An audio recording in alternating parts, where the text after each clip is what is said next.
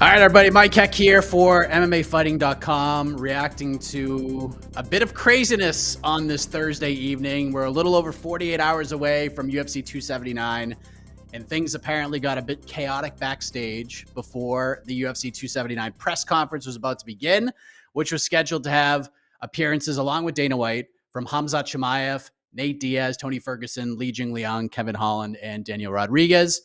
UFC President Dana White came out, got on the microphone, said it was, quote, an absolute shit show backstage. He then said he was going to bring fighters out in pairs. We got to see Kevin Holland and Daniel Rodriguez come out. Things got started a little bit. And after a brief conversation we saw between Dana White and a couple of individuals, some UFC PR was up there as well. Dana White cancels the press conference altogether, saying, quote, this ain't going to happen. I apologize, everybody. I'm in very weird waters here. This has never happened in the history of this company. Trust me when I tell you this is the right decision not to do this press conference right now. For everybody's safety, this is the right decision. I apologize. Thanks for coming. White then spoke with members of the media, said things happened backstage. He wouldn't get into total specifics, but when asked about a report from our own Ariel Helwani saying that initially started with Kevin Holland and Khamzat Chimaev, White confirmed, at least to his knowledge, that that was the case. However, I've learned something else, and I will talk about that in a moment because there's a lot to unpack. There's insight, not a ton of information, honestly. I just found out something like literally before we went live that I will share in a moment, but some members of the MMA fighting team got a few things you may have seen on the website. The word chaos is used a few times. Craziness. So with that set up, if you will, let us bring in the man who was in the building for it all, Jose Youngs. Jose, it is like New England weather at these UFC fight weeks, isn't it? The temperature's one way, just wait a few minutes and everything can change quickly, and that's what seemed to happen a little while ago. So what was your reaction to all this? How are the fans in the building? Could you feel the tension in the air? No, and that's why this kind of caught everyone off guard. We saw some weird movement before, like obviously everyone saw Kevin Holland and Daniel Rodriguez come out, and they did their press conference before it got canceled. But we saw UFC PR and Dana White and security like rearranging the name tags on the table. Like they moved Kevin Holland to the other side, and then they moved it back, and then they moved the co-main events to the ends. They were just like rearranging the names a lot. So we're like, something's happening. Like maybe they didn't think Kevin and Khamzat should be next to each other, and then next thing you know, this happened. So obviously, I don't know all the details. I've heard some things from people that were backstage, but I don't know what's true because I've heard a lot of different stories. All I know is Dana White said that Nate rolled like 50 people deep, Khamzat rolled like 30 people deep, and then it was just like a fracas. It wasn't like one giant melee. It was like a bunch of small.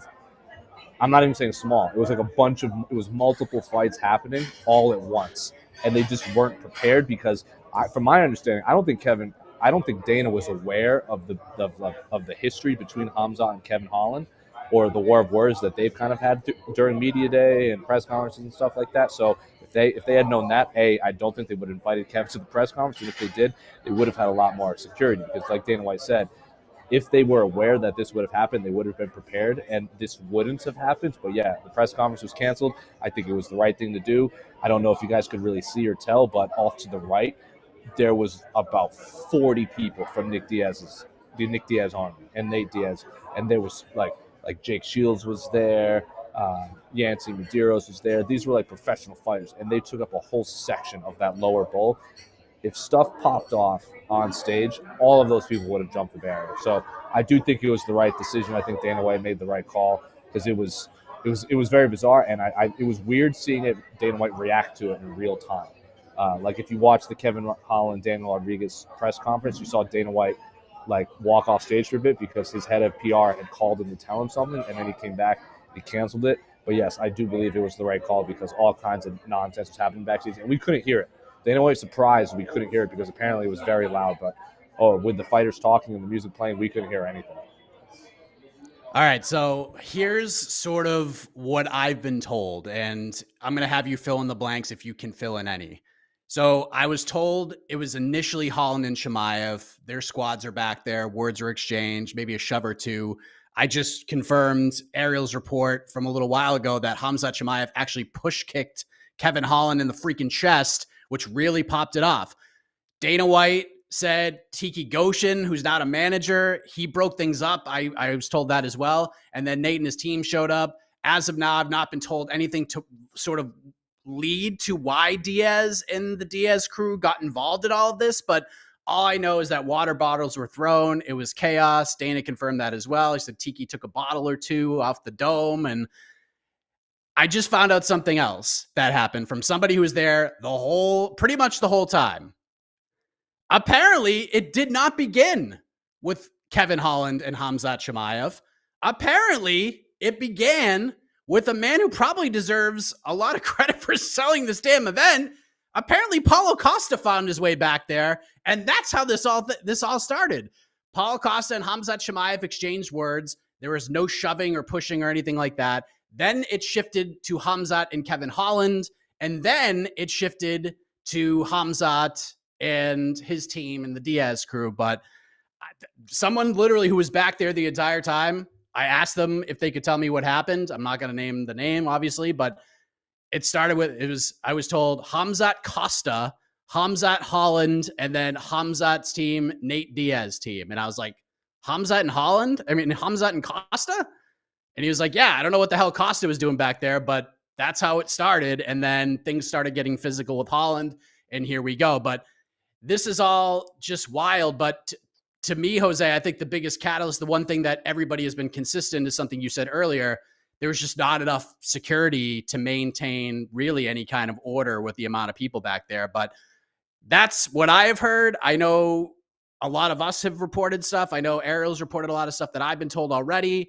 Some things are just coming in as we're talking right now. But did you hear or have you been told anything that I missed? Because there's obviously gaps here, but I can only go by what I've been told. So I didn't know the Paulo thing until you just said it, but what I had heard, and I don't know how much of this is true because I've heard it was like from people that were there, but they didn't like. It wasn't as someone that was backstage, like you had said. From what they saw, Khamzat just walked up on Kevin and just like either threw the kick or got aggressive right out of the gate. So that's why I think a lot of people thought it was Khamzat and Kevin, like unprompted. Like Kevin was standing there and Khamzat just rolled in and just went at it. Probably to react to Kevin saying that Khamzat's only a gangster when the cameras are on him. That's an assumption. And obviously then things just kind of escalated and boiled over and broke out from there. And there's a lot of things. Apparently, from what I was told, Nate was so hot back there that Tiki Goshen was just standing. Like he was standing there. Like he happened to be standing next to Khamzat's team. And Nate was like, you with them now? And Tiki's like, I'm just standing here. Like I'm not even doing anything. I don't know how true that is. I think that's a pretty funny story. But I didn't know the Paulo Costa thing. And I haven't seen Paulo Costa at all, but it wouldn't surprise me. He was lurking around the PI a lot this week. Yeah. So when I questioned it, the exact response was, "Yep, don't know WTF what Costa was doing back there, but that's what it started." Now it didn't really get physical between the two. They were just apparently just saying things, and then I guess Chimaev spotted Holland. I guess possibly Costa just got him fired up, and then he saw Holland, and all hell broke loose. But there is no chance that any of these fighters are going to get anywhere near each other tomorrow at ceremonials, right? We're going to be like, they might as well just put them in freaking phone booths at this point and have them face off. It's going to be like the Conor Habib face-off when you had all those police officers, not UFC security guards, like police officers. So I have a feeling like the face-offs will happen, ceremonials will happen. Dana White says everything is good to go. They just were unprepared for tonight or today. If they had been prepared, he said it wouldn't have happened. He said moving forward, there's going to be rules on how many people you can roll with, so you can't just have an army with you. And his words were, I guarantee you this doesn't happen again. He also wouldn't confirm whether embedded and everyone was rolling back there, but I'm assuming, given the fact that Nate Diaz has a YouTube page, Khamzat has a YouTube page, and Paulo Costa has a YouTube page, I would imagine we're getting multiple angles from this. It's going to be like what's the JFK, the JFK footage that everyone just tries to piece together from multiple angles. It's going to be like that. It's going to be pretty brutal. And apparently, tensions are still very high in Las Vegas right now. Because here's something else I heard, and I don't know how true this is. Someone heard that Nate's team tried to get to Khamzat's hotel. That I don't know. I don't know how true that is, but I heard that from two people, and it wouldn't surprise me. Would it surprise you? Probably not. No, I would not surprise me at all.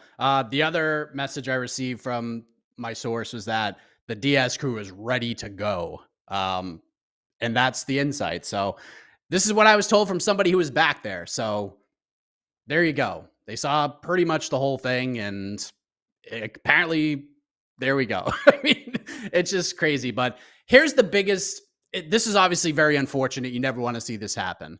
But to end this on somewhat of a positive note, did you see the freaking suit Li Jingliang was rocking on social media, Jose? That might be the biggest shame in all of this. I saw him briefly. Him and Tony, actually, what you didn't see, they came out. Like, they were next after D-Rod and Kevin, and then Dana was like, this isn't happening. So I saw both of them, like, briefly in person, and they were, like, hyping up the crowd, obviously, and then they went back.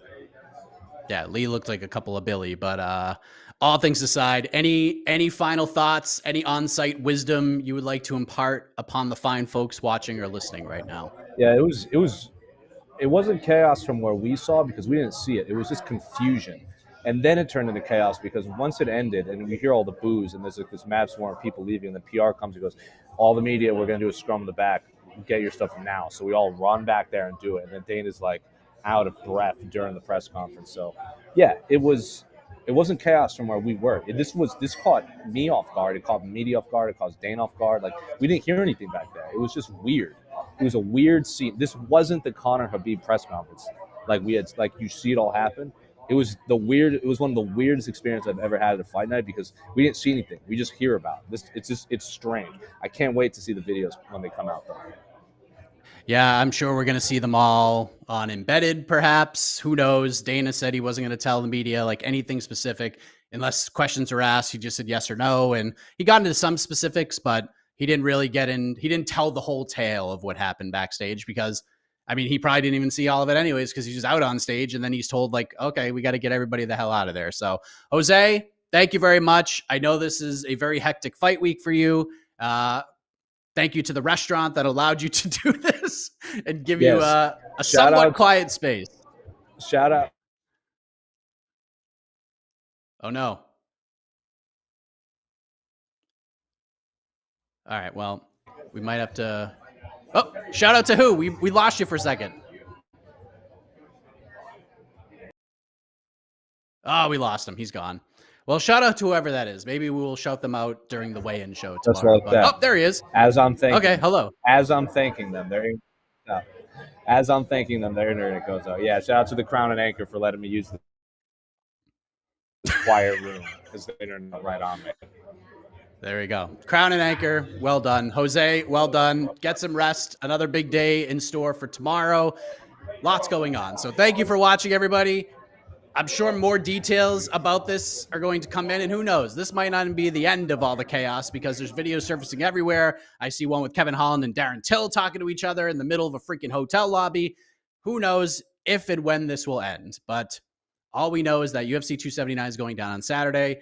All these fights are hopefully going to happen, and we'll have a lot to discuss between now and then. So for Jose Youngs, big shout out to Casey on the ones and twos here. I am Mike Heck. Thank you for watching. We'll see you tomorrow.